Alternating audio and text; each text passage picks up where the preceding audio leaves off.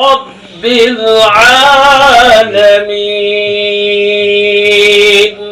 জন্ম থেকে দৃষ্টিহীন গাইবান্ধার মশিউর রহমান লিমন, কিন্তু দৃষ্টিহীনতা তাকে দমাতে পারেনি। কৈশোরে শুনে শুনে মুখস্থ করেছেন পবিত্র কুরআন।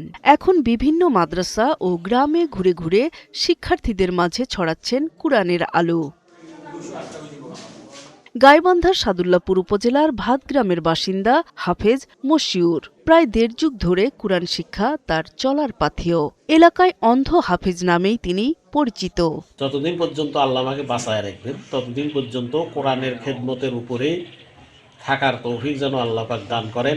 আমরা খুব সুন্দর করে কোরআন শরীফ শিখি এবং উনি আমাদের কোরআন খুব সুন্দর করে পাঠদানগুলো বুঝে বুঝে দেয়। চোখের মানুষই অনেক সময় উষ্ঠাখায় পড়ে যায়, কিন্তু হুজুর রাস্তাঘাটের জামের ভিতরে অনেক কষ্ট করে আসে, সেই সকালবেলা ঘুরে এসে আমাদেরকে কোরআন শিক্ষা করায়।